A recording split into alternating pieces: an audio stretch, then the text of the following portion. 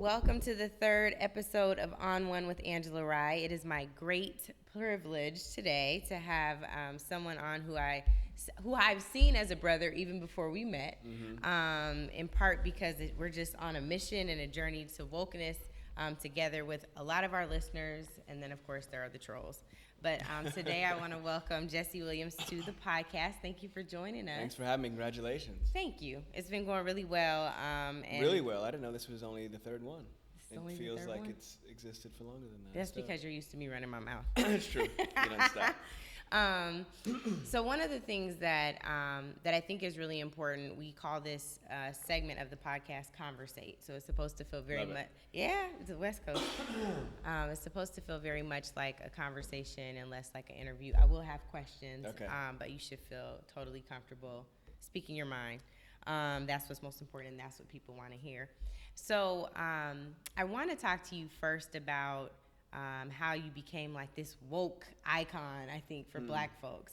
And one of my favorite moments for you was during the BET Awards when you won this award and you had this compelling speech. And I was like, well, damn, I saw him on Grey's Anatomy, but I didn't know it was like that. Oh, really? That was kind of your intro. Well, and I knew that you were doing some great things in the community, but I just hadn't heard that. Yeah. It was like bars. Yeah, it was. You said it was, but I just say so myself. So I want to play a part of that, and actually there are three pieces from that speech because seriously, it was my favorite that I want to play for the audience, and I'd love for you to respond to some of it. Now, dedicating our lives to getting money just to give it right back for someone's brand on our body, when we spent centuries praying with brands on our bodies, and now we pray to get paid for brands on our bodies. There has been no war that we have not fought and died on the front lines of. There has been no job we haven't done. There's no tax they haven't levied against us, and we've paid all of them. But freedom is somehow always conditional here. You're free, they keep telling us. But she would have been alive if she hadn't acted so free. Now, freedom is always coming in the hereafter. But you know what, though? The hereafter is a hustle. We want it now. And let's get a couple things straight. Just a little side note. The burden of the brutalized is not to comfort the bystander. That's not our job. All right, stop with all that. If you have a critique for the resistance, for our resistance, then you better have an established record of critique of our oppression. If you have no interest in equal rights for Black people, then do not make suggestions to those who do. Sit down. Be humble, bitch. Sit down. Be humble. So when you listen to your speech, obviously they're your words and you still mean them. You think about where we were then and where we are now. What would you say, or how would you define freedom now? Would I define freedom differently, or do I think that the world is different? Well, you can answer that too, but I think what's interesting is we, at least not by an administration, not experiencing, I think, the same levels of oppression, like at that level. So, like, how do you think it's evolved now? Like, has the fight changed? Has our enemy changed? Do our tactics need to change? When you think about like freedom and the fact that we have fought in every single war and at every turn for our freedom. I'd say yes to both of the last two.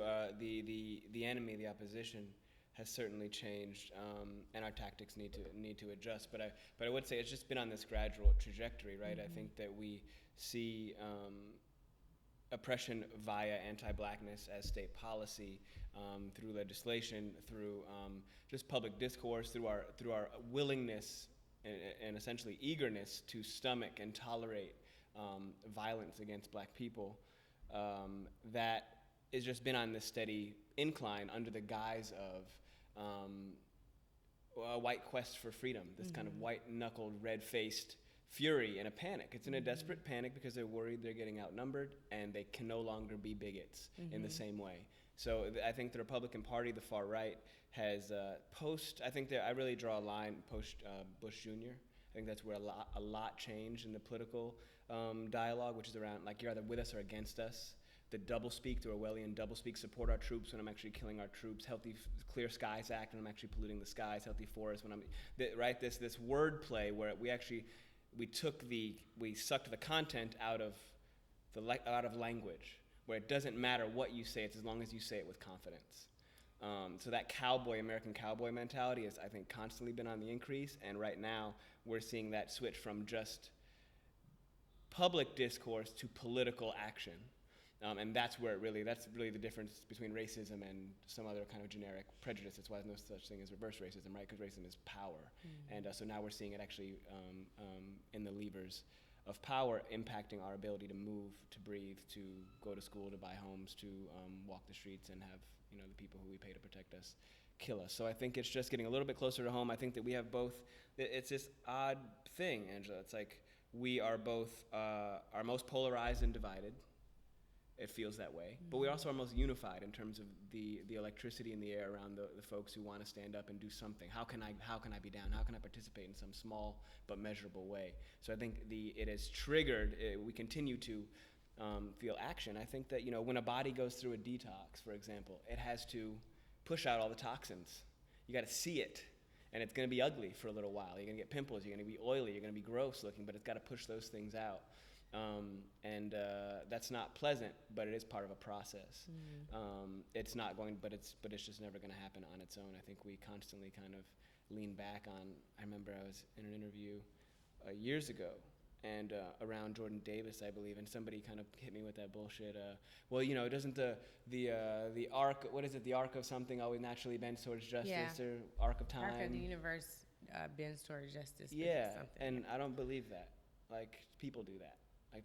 Like that. I think that's like an armchair. He just conflicted. Martin Luther King, he is on the mantle of black homes everywhere. But because he was doing it. Yeah. But everybody leans on the work of Jesus, the work of a God among people to be like, yeah, I can armchair quarterback this thing. It'll happen. Be patient. Be patient. Be patient. Be patient. Which really is a shut the fuck up. That's how I take it. So just the other day, and there was a lot of kind of pushback against this, but it was Assata Shakur's birthday. Yeah. And changed my life, her book. Right? The story of her life changed my life. And the book that you're referencing is the autobiography of Assata Shakur, for those of the listeners who aren't aware. And to me, that's another fascinating touch point, because she has this quote where she talks about, I know a lot more about what freedom isn't than what freedom is. And so that's the other thing that that excerpt from the speech reminds me of. Right. Like, how do we define freedom when we've never fully experienced it? Yeah. And you talk about that a little bit there. Put it into context. We use, again, language. We use terms, but we mean them differently. We talk about police, but I remember in college I learned about operationally defining terms before proceeding through a kind of substantive discourse. Like, if we're both talking about police, but when you say police, you mean safety, protection, right? Americana. I can call them. They're there for a service. I mean terror, harassment, fear, law and order. But we're both talking about police, and you wonder why we don't agree. You said law and order, and law and order even which means is a dog something whistle. Different. Yeah, for some people they think that sounds great. Of course we want law and order. And for somebody That's else what it Donald means, Trump ran on. Yeah, exactly. Which is a throwback. Obviously, these throwback terms, which is just for white power. They're all just white power, kind of trigger words. But so yeah, I think that's a really big deal. The way we frame these things, and yeah, freedom is measured. I mean, that's part of I think what the speech was like. When you talk about feminism, right? When people go, do you mean women or do you mean white women? You're saying women. Yeah. You keep saying women all the time. You're talking about the women's wages, but you don't mean women. You think that feminism doesn't apply to... Oh, I don't mean broadly. Obviously, people are individuals and they have their beliefs, but I mean generally when we have these kind of sweeping, there's a default, like anything. It's going to default white, it's going to default cisgender, it's going to default hetero. But yeah, you see that in just most recently in the conversation about women's wages, I think, when that's not the right stat. That doesn't apply to black, brown, Latino, Asian women. That's very so we have to keep saying, but what about what it doesn't? What you said, what freedom isn't. That's an easier way to measure it, I think. An easier way for people to receive it. Yeah. Because so much of it is about, frankly, about coddling whiteness and telling it to I wish you would just say it in a way that was nicer, Angela. I hear you. Digestible. Yeah, I don't want to, I hear you. I'm not a bad person. I just wish you would say it in a way that coddled my feelings better. So I think for some of us, whether we like it or not, we don't owe people anything, but we can look for ways to be most effective and most efficient with our time and energy. When you think about just your overall life journey, was there a moment where you really leaned into activism? Was there a tipping point, to use a Malcolm Gladwell kind of notion? Is there something that spurred you into activism, or do you say, I have a hashtag on my Twitter profile where it says #BornWoke? Yeah, straight up. Which I feel like is not on me, it's on my parents. yeah, no, that's me, raised woke. You know, like I just was raised that way. My parents were political activists that grew up in, you know, various kind of leftist, communist, socialist, Black Power movements, and that's who we were surrounded with. That's who their peers were. That's the meetings that were in our house growing up. That I sat, you know, coming in and out of the kitchen as they tried to shush me to go upstairs, like watching movement work in Chicago, watching poor, poverty-oriented work in Chicago. My parents were factory workers and labor organizers, and so that's the atmosphere I grew up in. But I think many of us do hit a kind of hinge point where you come into your own a little bit, and sometimes that's over, you know, that it's college age, high school age, that adolescent kind of utopian, why isn't the world better? I know how we could fix this, you know, why aren't we all socialists? How come we don't all just do this? And you think you've got it figured out, and you kind of grow into your own, and you overstep, and you make some mistakes, and you kind of feel you're spaced out, at least I did. And I became, moving to Philadelphia, becoming a member of the Friends and Family of Mumia, working around, I started the Kwame Ture work study group, alongside his son Bokar, who was a friend then and is a friend now, an incredible dude. And but moving around Philadelphia, HBCUs in that area, Maryland, Virginia, just doing Pan-African movement work. And Philadelphia is a great place for that. Obviously, a rich tradition of both disgusting fraternal order of police oppression and just great organization, MOVE.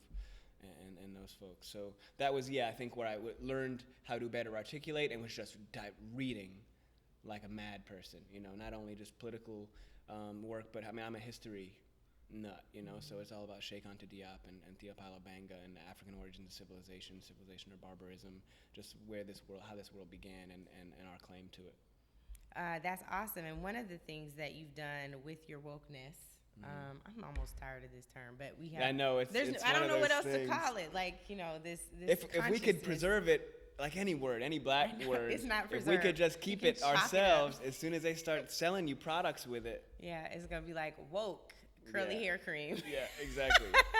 Anyway, so one of the things that you've done, I think is true though. Somebody's making that. They're like, oh, that's good. It. That's good.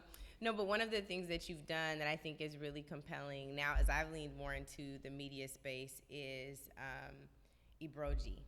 Okay. So you've used you've used kind of the mentality that you grew up with, the mentality that you evolved into, and you said you want to ensure that there are images that we see that we can use. It's like highlighting all of the great black moments that people would ordinarily just take. Right. And you put it onto this platform. For folks who don't know about it, can you please talk gladly. about That's Ebroji? actually a really perfect segue. So Ebroji. I try. That was very good. Your third episode, and you're just an expert. So Ebroji lives as it is a network centered in and around black cultural expression. I consider it like a black cultural language extension tool.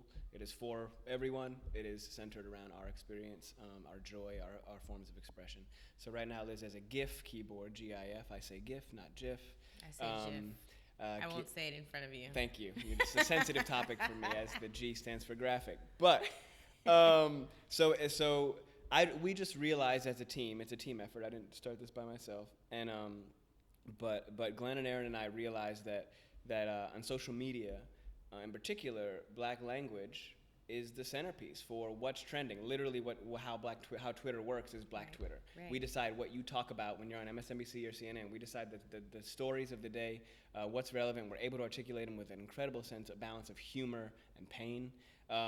Trends, how people dress, how they talk, how they dance, how they sing, with the phraseology they use, when it starts, when it ends, what's cool, and that is constantly kind of ghettoized and made less than to be ashamed of the way we talk. They mock us on television for the newest slang we use. Then 6 months later, roll it out. It's in Webster's Dictionary, and they're selling it back to us on SportsCenter and through Old Navy and other, corporations, telling you your shit is. Good thing Old Navy doesn't advertise on my podcast.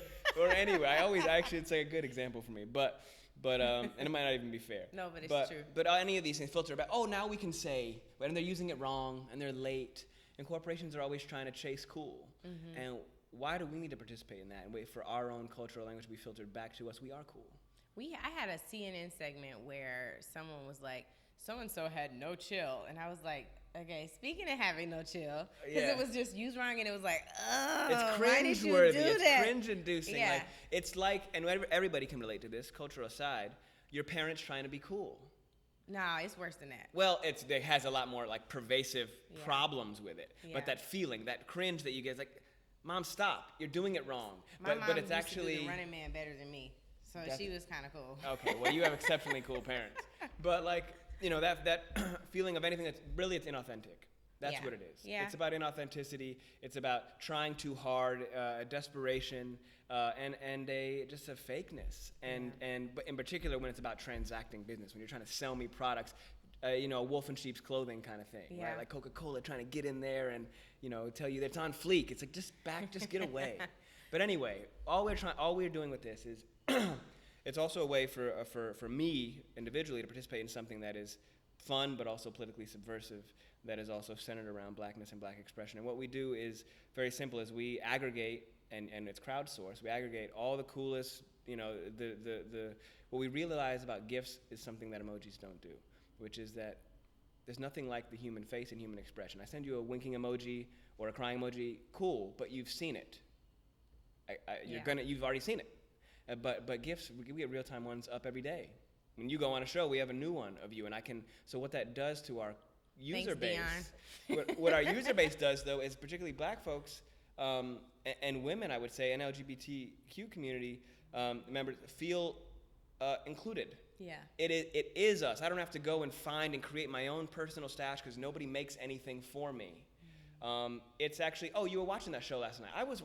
This brand is me. Yeah. We're watching what you're watching. We're making the content you're making, and we're trying to flip it out and give you ways to be able to meet us where we are, which is the way we already talk. We don't have to just have LOL and cat videos as a way to express yourself through GIFs. We say, come on, son.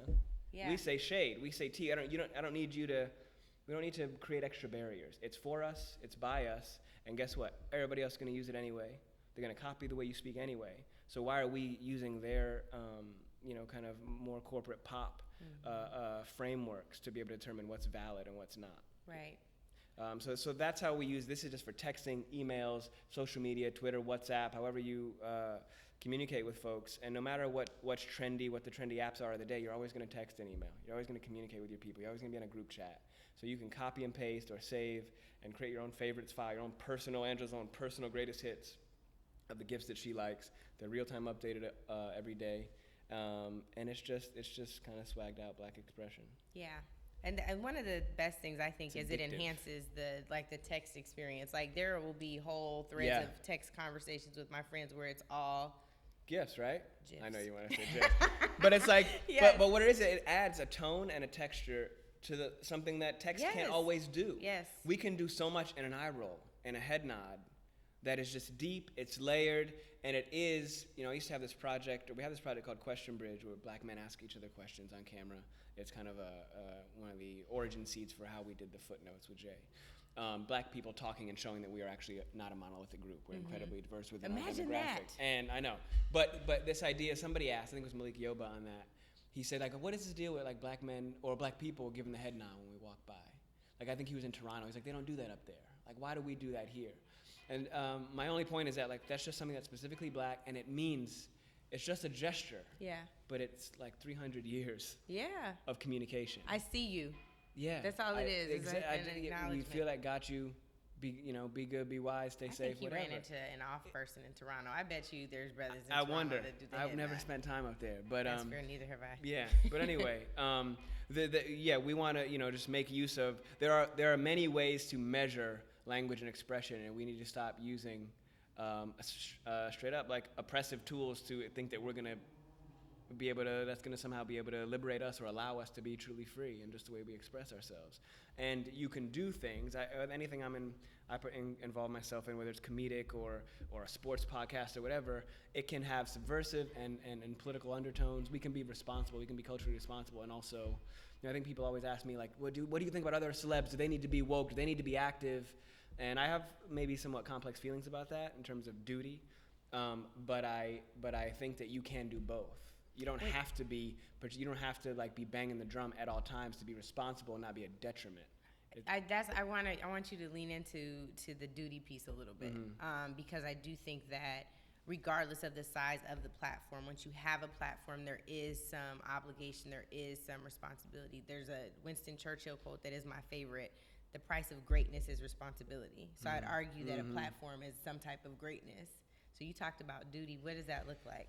Well, I think I look at it on two tiers. One is, I think we all, as black people in particular, people of color overarching, but folks who are dealing with, kind of constantly wrestling with generations-old oppression, we have a duty to not make it worse, not be a detriment, not sell each other out, not, you know how many times we've seen this kind of tokenism, gesticulating, demonstrable blackness, people who are so uncomfortable in their skin that they clown us. I remember seeing some comedian, a black comedian, who was doing all these jokes, essentially making fun of black people for an all-white audience. That kind of shit. What Just about this like the Lil Wayne moment where the light skin, the red bone well, stuff? no, I don't even know. We can deal with color complexity too in a minute. But Lil Wayne talked about him. This is not a light skin only show, right? You have dark skinned people on the show? No, I definitely am not going to have any dark skinned people on the show, even though my first guest was Maxine Waters. Got it. Yeah. Okay. No, but we love all black people, all shades. But Lil Wayne said that he hadn't experienced racism because white people go to his shows. I don't know if you remember that moment. I think I do. But that's not real. Like that, as in the words of, is it Jeff Daniels' character in that movie Squid and the Whale, he's not a serious person. That's not a serious statement. Like, what are you supposed to do with that?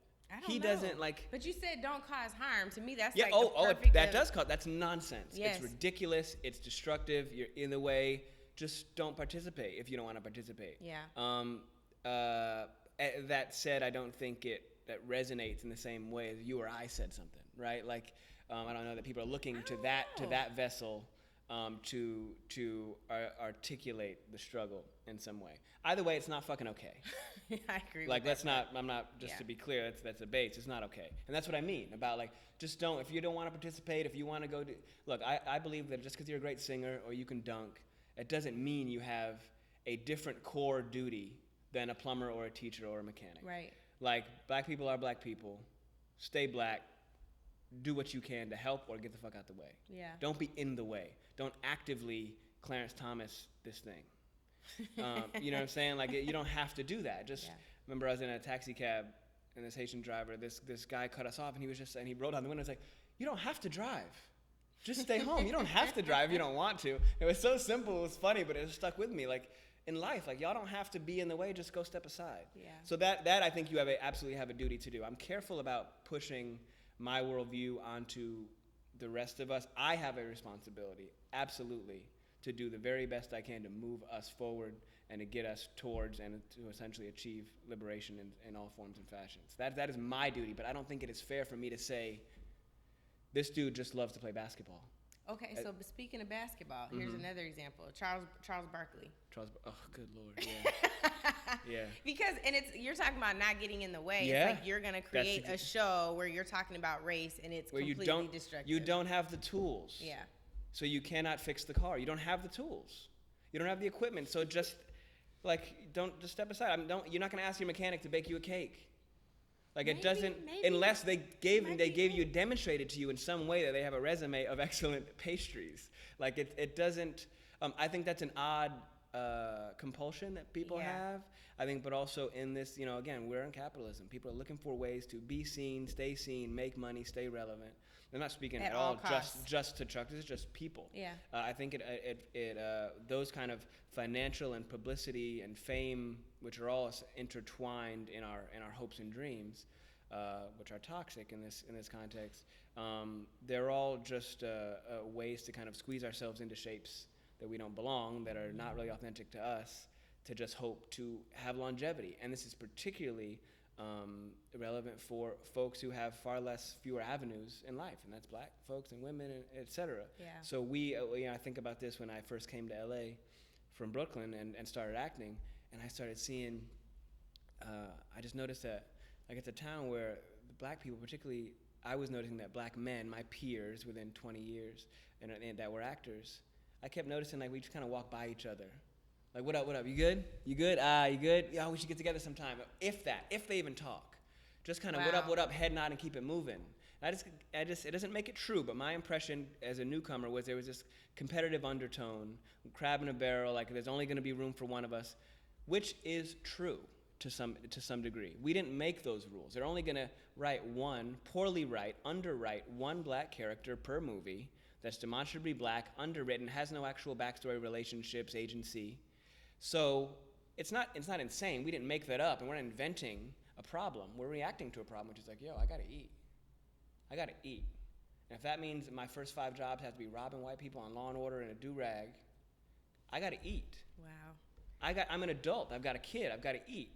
And what that does is that prevents me from then, playing a more sophisticated, I'm putting air quotes around that, role in the future, because you saw me doing all this so-called gangster shit. Like, so we have to get in our own way with the impression of, like, progressing, but we're really not. Anyway, my point was, when I first got here, I made a point to reach out, and just when I see actors or people who I know and whose work I respect, or even don't, I go up and just, like, break the ice. What up, man? Love your work. Good to know you. Like, you just have try anybody that you done that to that was like cold, like? Probably. It's how I made a lot of my friends who are in the business. That's how I became close with Kugler and Michael B. and Robbie and Ely and, like, a bunch of people. Just do it. And I think that people need to see that done. I think we talk about moments like the speech or whatever the speech was to me when I was coming up. You know, people need to see the first and second person on the dance floor. Right. And you see that ripple effect. You see more and more people participating or being less scared to at least take a swing. It's also real scary. It's already real fucking stressful being black. It's already being stressful being black in public. It's already stressful feeling like you might get dragged if you say the wrong thing by black people. Often rightfully so, but still. Like, there's a lot of, that's a double dutch with 27 ropes. Like, it's. Well, and so even with that, you have this platform where you have to, it's not politics, but in a lot of ways, acting is very political. I think so. And so when you think about the things that you say, like, you're unashamedly black. And you said raised woke, I said born woke. But when you think about that piece in particular, I have a lot of friends in the business who are like, I can't be outspoken like that. It'll impact my bottom line. Yeah. Are you afraid of that at all? Both are true. It does impact your bottom line for people. It has for me, but I'm not afraid of that. It's not important to me. This ain't what I was born to do. I don't care that much about it. Like, I'll go do something else. So you said this isn't what you were born to do. I didn't grow up, like, wanting to be an actor. I had no interest. I never considered being an actor. I was going to be a civil rights attorney. I'll still probably be a civil rights attorney. Okay. Or go back to teaching or go back to school. Like, we have a life. Like, there's plenty of life to live. Like, this ain't that crucial. I love it. I love it. I enjoy storytelling. I think that narrative is the lens by which we view the world. We are doing news in some ways. People view black men as carnal, primitive, violent beasts because you only saw 2 clips of Boys in the Hood and bullshit local news and it's media. All media is news, and news is marketing. We know that news is not real. You're selling me stuff, which is fear among them. So yeah, it is. Yes, being politically active absolutely has affected me. I lose jobs all the time. I don't get considered for jobs all the time. I literally was just recently told that producers thought they didn't like my politics, which is definitely illegal. But it's fine. Like, it's whatever. And when you think about, since this is not the last iteration we'll see of Jesse Williams, and you talked about maybe or potentially going into civil rights law, are there certain angles that would you want to stay with the police brutality kind of side of things? Not that that's been your exclusive lane. No, but it is something I care about. I mean, that's the tough thing about being black and oppression in general is that it's a game of whack-a-mole. There's 27 totally legitimate full-time job issues. Yes, I do focus my energy around education. I consider kind of black public health issue, police accountability, but also a narrower version of that, police in schools. I think that's one of the things that I really enjoy focusing on in my work with the Advancement Project, which I'm a board member of. Can you talk a little bit? I know about the Advancement Project. The Advancement Project is an incredible national advocacy organization started by NAACP legal defense attorneys who have now, just graduated into just superheroes, activist attorneys, Connie Rice and Molly Munger, and our president now, Judith Brown Dianis. And we do work. She's my mentor and a wonderful, wonderful, intelligent person. Yeah. And but the work that we do, among other things, is around school push-out, school to prison pipeline, voter ID. We are running things up to the Supreme Court. We are the attorneys that are getting on, planning ourselves and undergirding local issues and local movements, and particularly voter ID in Michigan and North Carolina, pushing things all the way up through the courts. It's not time that brings us towards brings that arc towards justice. I'm mangling that quote every time, but it is civil rights attorneys. Honestly, it's activists, it's people. We've seen namely, that even in this administration, with the pushback of the Trump's Muslim ban. Those were lawyers working. People to stop who understand the law, understand the language. Again, it's about language and vocabulary. Understand what buttons to push, which levers to push.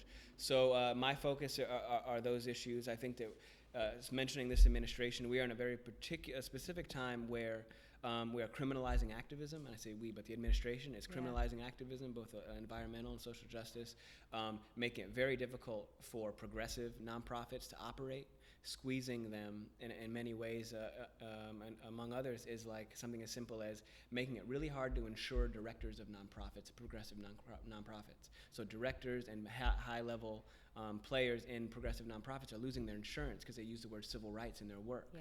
So now they got to pay higher premiums. They can't afford that. We're all barely squeezing by. So you're pricing folks out and try to body people out financially, so they can't operate. They can't operate comfortably. They can't take that risk. They can't take that swing, taking you to court for discrimination, et cetera. So that is again where it's not about feelings. It's about power. Yeah. So one of the things too that I think is really cool, and I'm going to go back to this speech. We didn't talk about or pull this quote from your speech where you talked about cultural appreciation, appropriation rather. Not the same thing. But we appreciate the culture, but we don't appreciate being culturally appropriated. And then you also talked about black magic, and it doesn't mean that we're not human, but because we kind of already hit on the cultural appropriation piece, we don't have to go back to that. There is another moment, and I loved this moment because as a black woman, I felt so vindicated when constantly we're told and we repeat Zora Neale Hurston saying that black women are the mules of the world.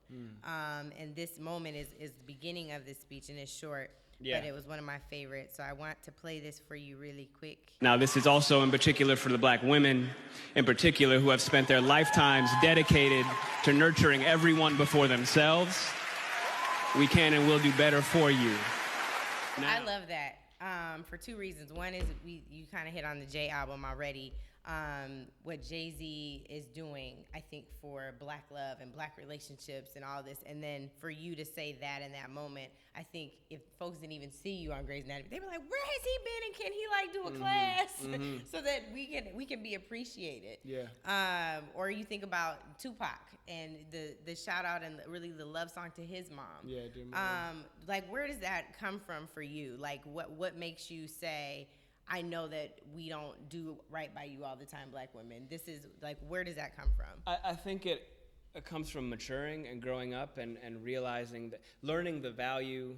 We all know as an individual, no matter where you are listening to this, no matter where you are in your life, we all know the warmth feeling of being appreciated by somebody who's gone out of their way, done something they didn't have to do, anticipated your need for a moment, said thank you, asked nicely, met you with something by their own effort. It's a really amazing feeling. And, it's just a very basic adage, treat people how you want to be treated. But also, we need to name things.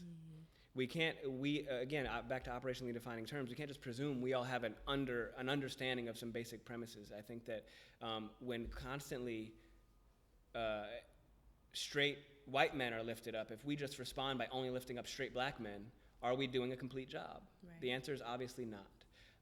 In our community in particular, try to be careful, again, we're not all the same, but we'll use the word community in this sense. Clearly, the black woman undoubtedly has played an incredible, pivotal, that we're all dependent on a role in our personal, family, professional lives, and is underappreciated, clearly, and is also the most discredited, disposed of, discarded demographic in this country, period, outside of the black community, in terms of dating, treatment by law enforcement, admittance into higher education, et cetera. Hairstyles. Your fucking hairstyles are illegal because white people can't do them. Yeah. Until they can, and they change the name, and it's different. But literally, black women's hair is against the law. It's termed unprofessional, literally because they can't do it. Right. That's what we mean when we talk about anti-blackness in policy. Again, it's not a feeling. You're making my body, which is really my soul. I'm careful. I know Ta-Nehisi always talks about the body, but I want to be always careful to not ignore the soul. Right? We're not just bodies, and of course, he is the greatest writer alive. He's very awesome. He's fucking incredible. But yeah, that is something that is, every word in those statements about black women is an indisputable fact. There's nothing I or you or anybody can do to change that. And it needs to be said. And once you hear somebody say it, it's again that dance floor thing. Maybe somebody else is more inclined to say it, or the third person might be inclined just to think about it, consider it in their own lives. And I choose my words as when able, pretty carefully. And I was careful to say, that they nurture everyone before themselves. And that's just been true throughout history. Black women raised, this entire country, their actual oppressors' children. Yeah. Somehow we were not good enough to be free or drink from your water fountain, but your children can suck from our teats. Mm-hmm. Like it just talks about how like the toxic insanity of racism. It only benefits them in the moment. It's got nothing to do with any kind of rational thought. Does that address some of your question?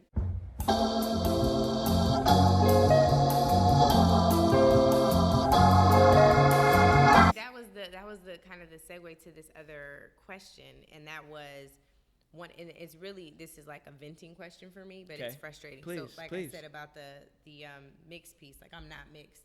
And for people to, like, number one, say that, right? What are you? I got that a lot, or get it a lot, or like the white trolls on Instagram will be like, "You're not even black," and it's like, okay, girl, what are you talking about? That's But one of the things that frustrated me on the black side, yes, we're having a light skin privilege conversation right now, is, you're just doing all that black stuff to prove you're black. Like growing up, that was said to me because that's the easy road. Much. Because that's the easy road. And I'm like, Doc, can you just we didn't have internet yet when that was happening at first. Like, can you just read a book about my dad or read something? Yeah. Because I was raised, I'm not trying to prove anything. This is just who I am. Yeah. And so I wondered, like, the first thing that you brought up about being raised with two parents who were activists, your white mom and your black dad, doing that work, like you're naturally going to go into that space. So what do you say to young kids who are combating some of that now, who care about moving our folks along and maybe combat? Okay, it's like the light skin corner section of the show. Can we just fireside light skin chat? First that is that little Pandora's box is really interesting. There are really important parts of it to tangle with without having to fight with the internet, which is just emptiness. But that's the real the thing is, the white troll comment you made, I want to also address because it's really entertaining to me, this idea of because when I gave the speech, it was you're not black enough to give the speech from some people, but you're white, your mom's white, as if they expose that. Yes. You dumb motherfuckers. I brought my white mom. How did she get there? Right. I flew her out, put her in the front row, and put the camera on her. For context. Yes. This is me. I'm not anything that I don't have to be what you think I am or what you want me to be. Right. I'm me. Right. And as much as I've heard about how hard it is to be kind of both and neither, and to be light-skinned and to be confused, it's confusing. Do your truth. People can sniff out inauthenticity. They can sniff it out. And there's something particularly, look, I have two brothers. I also have a stepbrother and sister. I'm 8 years older than my youngest brother. Our upbringing was very different. I grew up in the hood in Chicago until junior high school. We moved to the white suburb. He entirely grew up in the white suburbs. His community was different than mine. I was what that was on the west side of Chicago. He was something else. And your point of entry into the black community, especially if you're raised somewhere else in the suburbs and you're gonna try to get in later as you come into your own. We talked about that period of time in your teenager trying to figure out your identity and your hair and what you want to do and who you are. That point of entry into that game of double dutch can be scary and intimidating. But what I would say to those folks who are kind of struggling with being welcomed is don't speak unless you know what you're talking about. Listen, but also be yourself and stand by it. Yeah. Don't apologize for it. If you are who you are, and you have to, like, people sniff out weakness, especially the most bruised among us. We can't afford it. We can't afford fucking spies and moles and people who are just borrowing us and putting us on and taking us off and wanting to just get their hair braided because they went to an island. Like, we don't have time for you. We have work to do. So you have to decide if you're real. I can't. It's the same in relationships. Like, you can't expect a partner to know what you want if you don't know what you want. Right. And so many of us kind of walk around like dabbling and figuring it out, and you don't have to be a master of nothing at 13. We're all completely ignorant to 95% of the topics in the world. We choose what we want to be, and I think you got to be patient with yourself and patient with other people, because if any of these trolls and people coming at us, like, I got handwritten death threats, and it was a big deal after I had a real problem. I got little kids, and people were coming for me, at least pretending to, in a way that in now this day and age you do have to take somewhat seriously. But the arguments are always so feeble.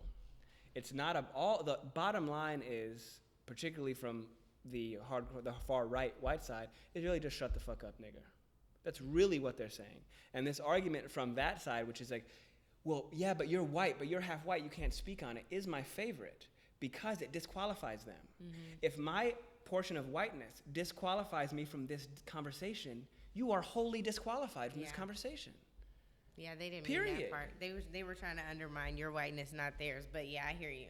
Well, no, they're trying to say you can't speak on it because you're white. Right. Then you shouldn't be speaking at all, which is really not what you want. And we also, like, well, you know, I think that the one drop rule is flawed and toxic and treats blackness like a poison, but it's in the spirit of how it was created, to separate us and keep us from participating in full citizenship. But it's real, it's us. Yeah. And guess what? Like, you got a problem with Bob Marley or Malcolm X or Frederick Douglass or Clayton Powell or Adam Clayton Powell or anybody else that's our color, because like, straight up, there's not much difference in my view between whether whiteness and infected came into my bloodstream yesterday or 50 years ago. That's right. It's still there. How do you think we got colored this way? With few exceptions, obviously there are gradations of color in Africa, but it just not letting. They don't set our terms.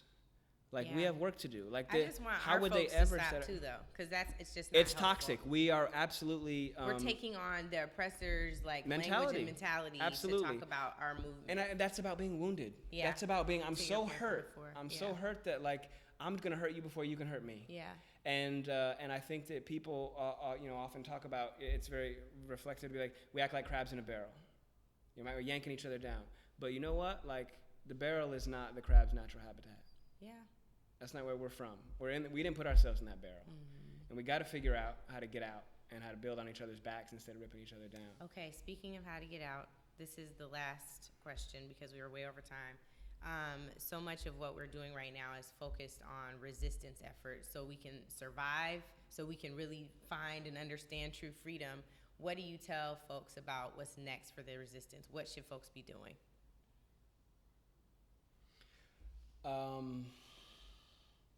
I think that it does us no good to spread ourselves too thin and try to take on too much. It's a big menu of topics. Yeah. I think that a willingness to educate ourselves, and we have never had more access to more information. And whatever moves you, whether it's the healthcare debate right now, whether it's police in schools and enforcing a criminal code to our children and macing 5-year-olds and handcuffing 8-year-olds, or whatever that issue is, get your weight up, learn about it, and be willing to put your foot in the water in terms of having localized conversations about it. But I'm not a big one on like discussions and can we have a conversation. Obviously, massage is one part of what we need, but we need action, and we need to put pressure on policymakers and things that actually impact us on a larger scale. So that is getting active in your local community. There is a local BLM, there is a local something, chapter of somebody, labor organizers in your community. Swing by a meeting, it's free. Get to know people, spend time developing relationships and learning and sharpening your tools. Like it's just we all have a toolbox, you might have 2 or 200 tools in there. We need more. So that you can actually do battle. Like this is battle, yo. Like we have to be able to be armed in conversation and not constantly be caught off guard and have the dope part of our conversation in the car ride on the way home to yourself because you missed an opportunity to really engage and push and offer people a differing perspective. So yeah, it depends on what you really want to do and how much of your time you want to dedicate to it. And one of the tough parts of being black is we have to still do all the things that everybody else has to do: maintain a job, pay your mortgage, pay your rent, raise your kids, get daycare, do all those things, but then also be black, and then also what we have to do is we have to identify the oppression, decide how to wrestle with it personally, whether to talk about it socially, inform ourselves on it, do that homework, then say it out loud, then deal with the whiplash from that, then come up with a solution. Because people always ask you for the solution. How are we going to solve it? I didn't make it. Why don't you ask yourself that? Yeah. There was a really good quote I heard to that point recently that I'm forgetting now. But it's not our fault, but it is our but part of it is our responsibility. Yeah. Well, thank you, Jesse. I really appreciate the time. So we've talked about everything from light skin privilege to all his personal business. Y'all stay out of Jesse's business, damn it. And he's going to keep fighting the good fight. And I'm so grateful to have had this time with you. My brother in the movement, y'all. Thanks so much. Appreciate it. Okay. Peace. Good to go. What was that, 2 hours overtime? I know, right? I'm sorry.